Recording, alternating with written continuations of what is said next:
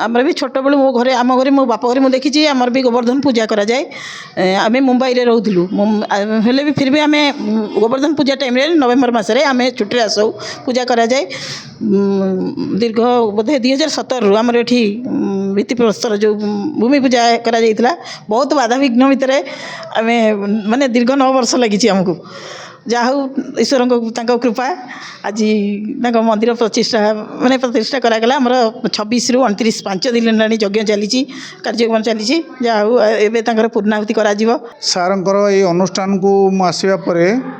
सार बहुत दिन धरी अनुष्ठान 9 वर्ष धरी कार्य करुले एवं मते ठाकुरंकर सिंहासन मोर गोटे छोट फर्निचर दुकान अच्छी ठाकुरंकर सिंहासन द्वारपालाजी मंदिर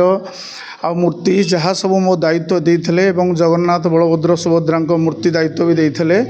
आ से दायित्व सह मुझे बहन करी मते दीर्घ 3 मास लगी लगे मंदिर आज पुण्याहुति होची पूजा एवं यज्ञ भी होम चली तादे सार मत कही आसिकी आम से जोगदे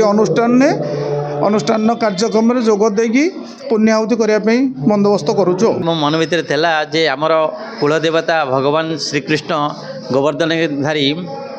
आम एमती वंश परंपरा करी आसचु गोवर्धन पूजा जहाँफल मन भितर थेला आम ग्राम गोटे गोवर्धन पूजार मंदिर करने से इच्छा मध्य आम प्रथम 2017 मसीह आरंभ करूँ वास्तु पूजा करूँ दीर्घ 9 वर्ष कारण लगिला जहाँपर प्रभुंर इच्छा एवं तांकर आशीर्वाद बल आम मंदिरटे तैयारी करचु आ 5 दिन पर्यंत आम यही पूजार कार्यक्रम करूँ पूजा यज्ञ आउ सूर्य पूजा गो पूजा इत्यादि जहाँ विधि अच्छे विधि पूरण कराई एवं से संध्या कीर्तन भजन प्रोग्राम होता रास होता प्रवचन भी कराई यही सब कार्यक्रम प्रभु इच्छा सब चाहिए आज पंचम दिन एवं पुण्याहुति हम तब शेष आमर विग्रह सब प्रतिष्ठा होती गिरिधारी गोवर्धन मूर्ति प्रतिष्ठा होती गोमाता प्रतिष्ठा होती जगन्नाथ मूर्ति प्रतिष्ठा होती 10 अवतार प्रतिष्ठा होती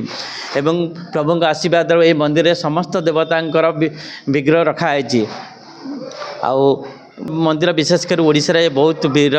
विशेषकर नाई एवं गोमाता मंदिर भी कहले न सर विशेषकर कौटी भी ना मुझे जानी होता कौटी कि मो जानी भितर यूपी और राजस्थान अच्छी कि गोमाता मंदिर डेटा पाई एवं यही मन भर आइला आम गोवर्धन गिरिधारी जे गोमाता को बहुत भल पाते आम